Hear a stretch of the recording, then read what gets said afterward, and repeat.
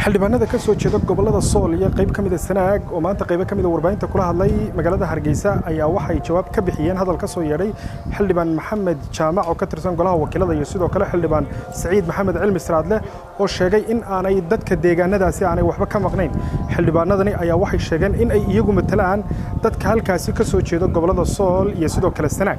sidoo kale xildhibaanadan ayaa waxay ugu baaqeen bulshada ku dhaqan Sool iyo Sanaag in ay isdiiwaan galiyaan si ay dadkooda wax ula qaybsadaan xildhibaanadani oo arrimahaasi ka hadlay hadaladoodii waxa kamid ahaa laba nin baa hadlay oo bariga ka soo jeeda maxamed jaamac cabdi iyo saciid maxamed cilmi saciid afweyne baa midna golaha ka hadlay maalin hore uma aanu jawaabin maxamed jaamac baa shalay hadlay oo maalinta hore maxamed jaamac waa hadlay golahay ka doodeen annagayna dureen warsangali iyo reer awdal waxba kama maqnay bay yiraahdeen waxa ku kalifay garan mayno shalay tan maxamed jaamac baa hadlay oo ka daray hadalka wuxuu ku darsaday haddaanu qolada bariga nahay hartiga iyo fiqishini iyo ogeyslabe iyo deegaankaade waxa ku nool oo dhan annagu golahana waa ku jirnaa kamana bixin nin baa cadaystay cali bare la yiraahdo mooye cid kale oo naga maqan ma jirto buu hadalkiis ku daray waa cajab dadka haddii qofka bal qaadato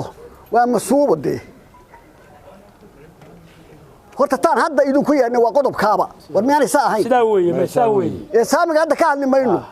saamiga hore aan uga hadalnay wada hadalla waa noo socdaa mowqif shacab baanu ka hadlaynay shacabka yagaana aanu ku metelaa taa hadda ka hadli mayno waxaanu la hadlaynaa maxamed jaamac iyo saciid afweyne war miyaanay sidaa ahayn dhegayso faysal waxa la hadli mayno maxamed jaamac iyo saciid afweyne nin weynu si wax og waxuma sheego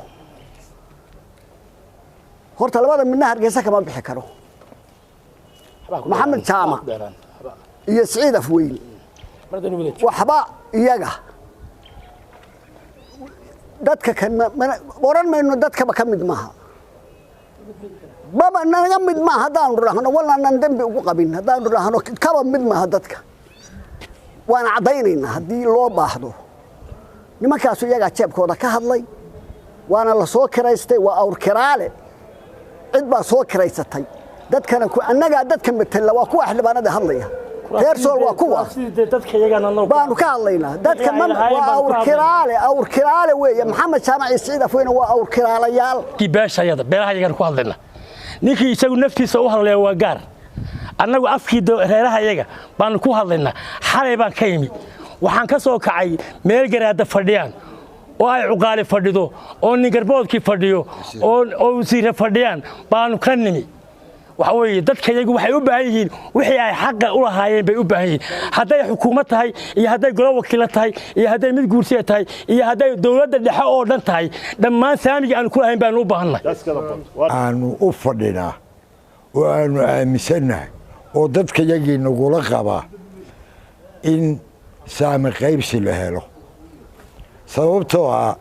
harti waqooyi 10 xubnood baanu ku fadhinaa golaha nama qabato mana yeelano diiwaangelin baa soo socota baa la yidhi muddada yarna dadka iyagu ma diiwaan gashana waxaanu ka codsanaynaa inay isdiiwaan geliyaan oo fadhiga ka kacaan oo bini'aadamka wax la qaybsadaan doorasho halba dambaysay saciid doodiisu ku darsaday uu yiri warsangali waxba kama maqan xagu ku ogaaday tira aan wax nooga maqnayn adeer uu niman jeebkooda iyo intigooda ka hadlaya annaga nama metelaan annaga dadka iyaga metela wax waa naga maqan yihiin saami qaybsiguna waa naga maqan yahay saami qaybsiguna waa waxa Soomaaliland ku badbaadayso soo aragtaan intaas oo xildhibaan oo jooga oo Sool iyo Sanaag ka tirsan